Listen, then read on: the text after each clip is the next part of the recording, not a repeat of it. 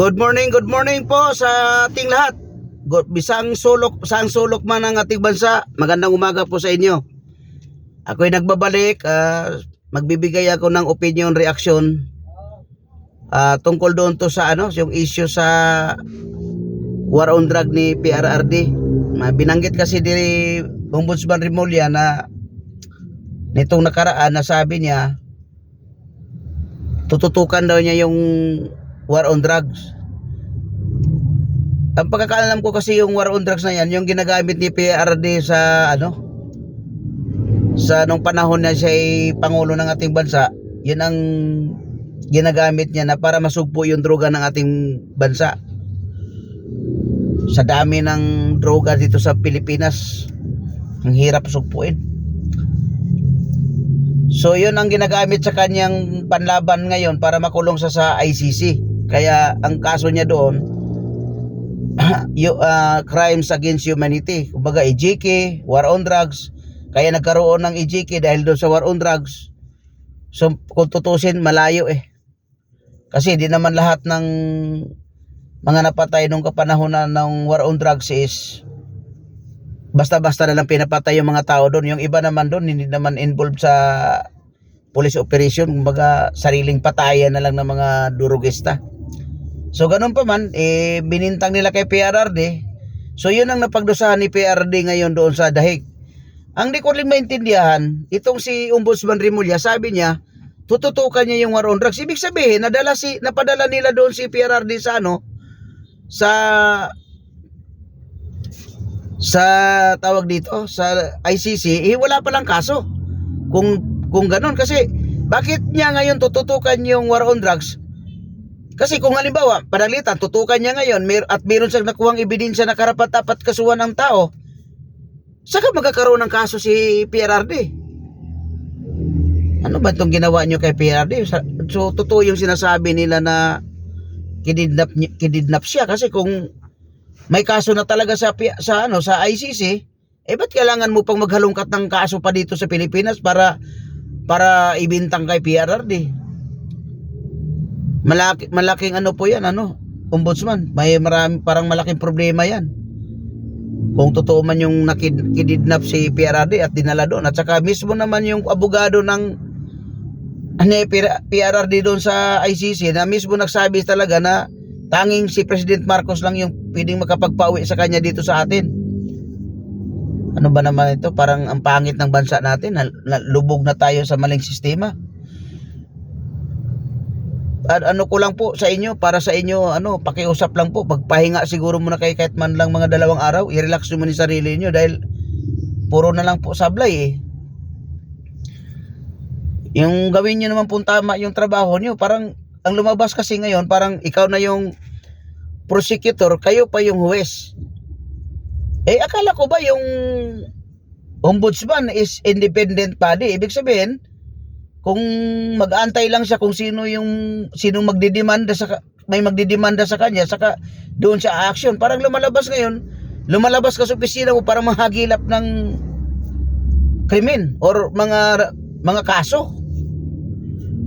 Ano ba naman yan, Ombudsman Remulla? Parang wala na tayo sa maayos na landas.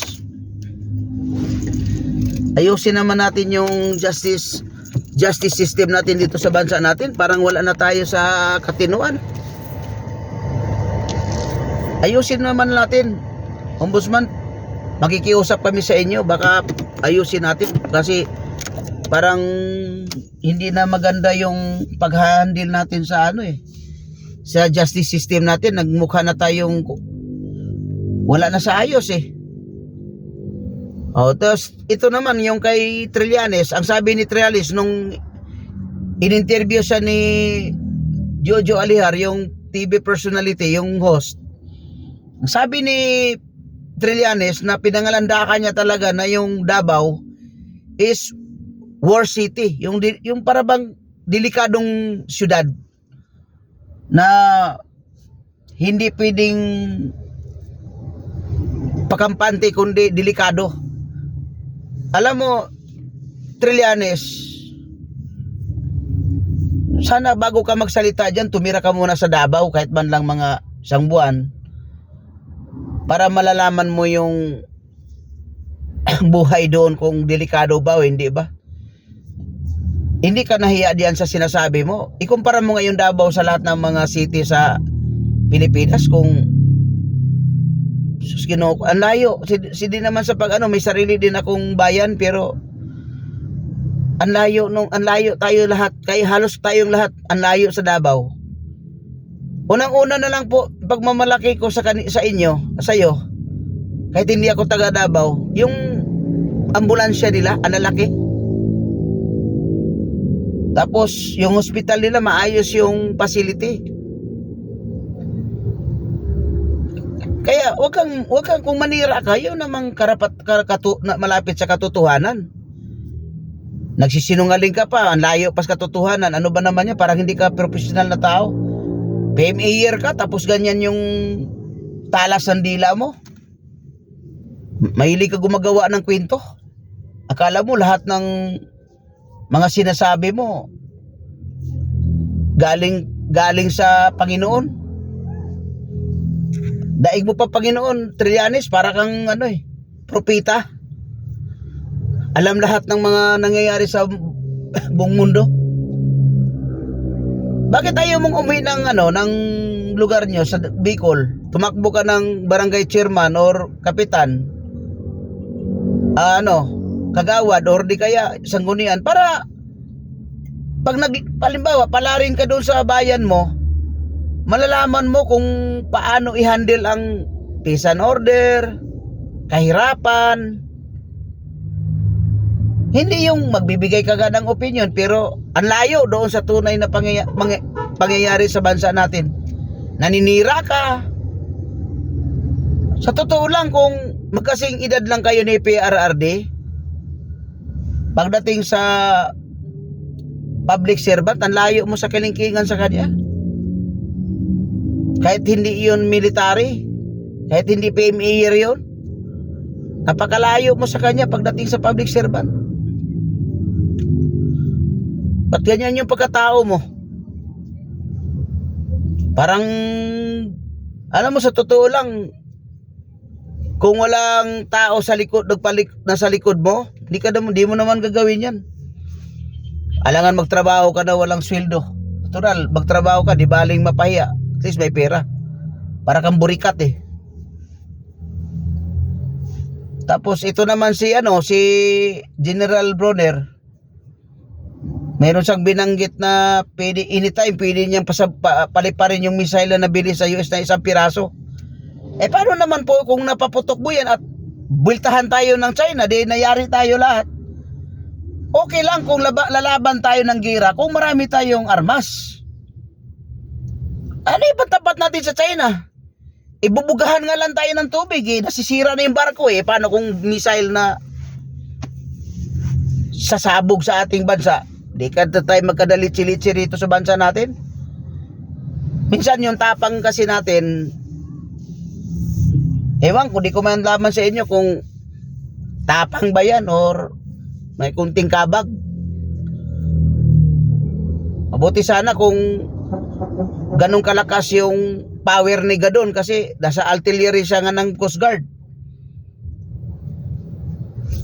Minsan nasa tayo, wala na tayo sa tamang pag-iisip minsan yung mga diskarte natin kung bakit nagaganito na yung bayan natin.